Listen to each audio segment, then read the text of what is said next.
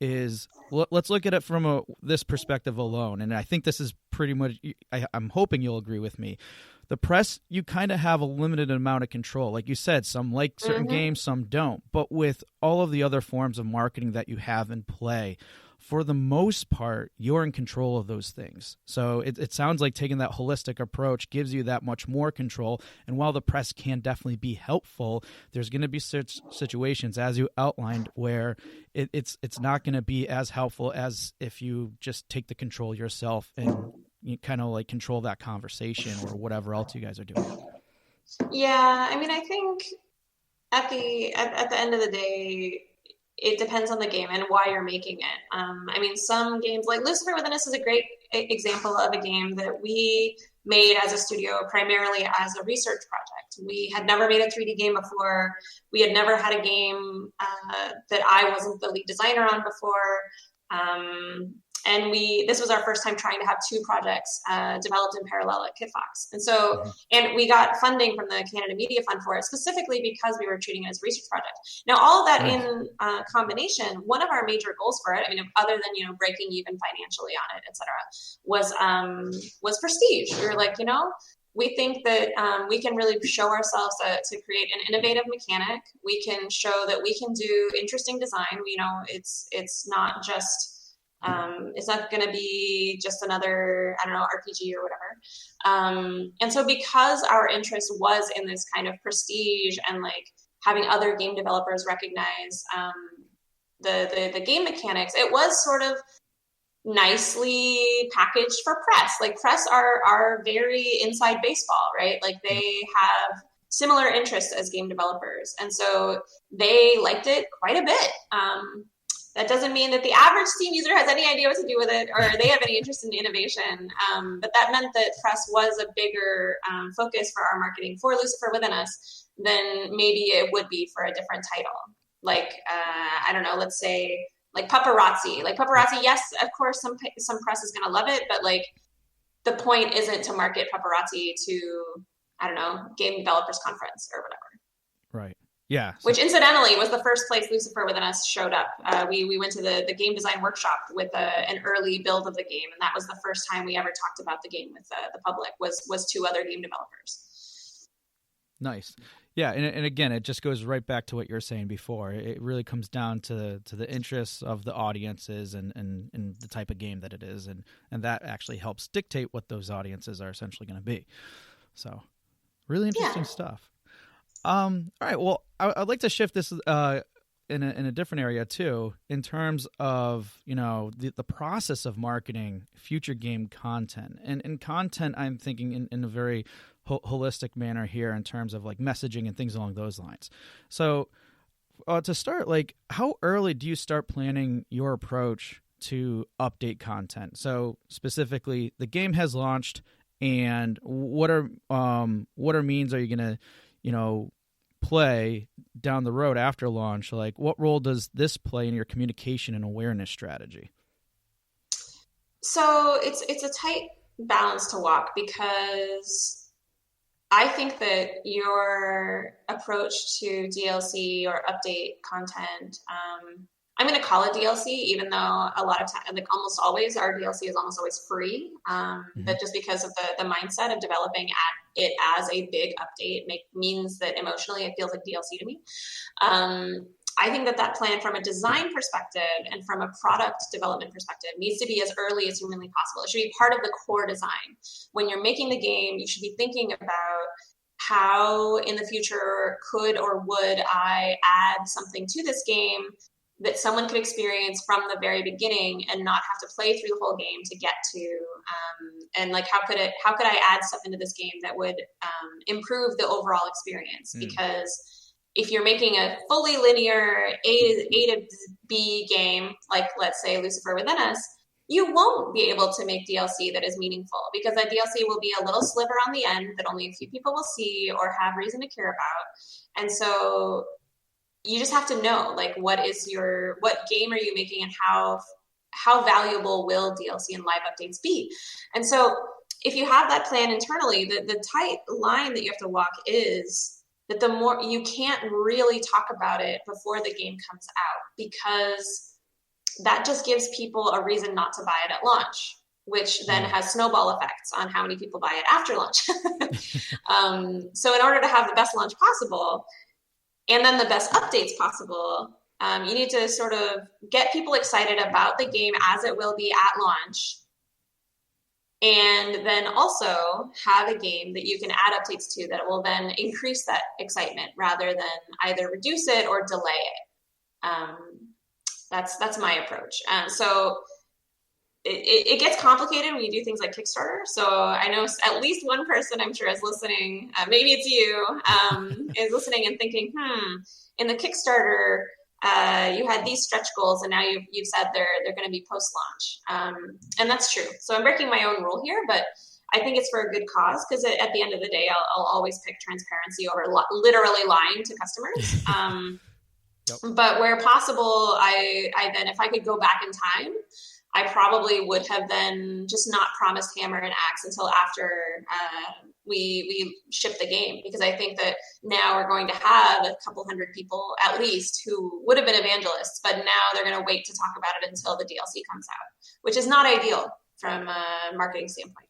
Yeah. And like you said, with some two great examples there, I guess it really depends on where you are, but if you can take that path in which you're not necessarily revealing everything, because at that point you're just withholding information, you're not like lying to each other either. Yeah. And I mean, you got to have some incentives too. You don't want to put all your eggs in one basket, so to speak. Exactly. You got to space it out. Yep, definitely. All right, so to take this in a different, slightly different direction too, in terms of like campaigns and messaging and things like that, like how do you decide when to end a campaign for a specific title? So I'm going to give you an example here on that note. So going back here, in for your Kickstarter campaign for Boyfriend Dungeon, you guys had love letters, and basically what the love letters were is during the campaign, as a form of Kickstarter update, they were sending out love letters, or basically characters in the game were giving out these love letters that were super engaging, and the backers just absolutely loved it. Is an amazing campaign that you guys had run back then. So basically all was this basic campaign that had a lot of good level of communication engagement with the fan base, with the backer base.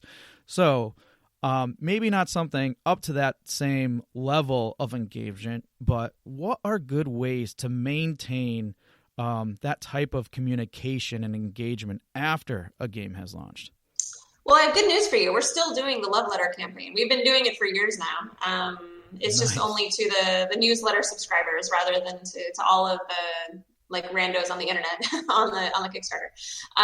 But to me, I think it's tempting for us, especially given everything online, to really, really focus on pre-launch marketing. And so I'm really glad that this episode exists, because we have to remember, especially for indies, that chances are you have reached 0.001% of your audience when the game launches.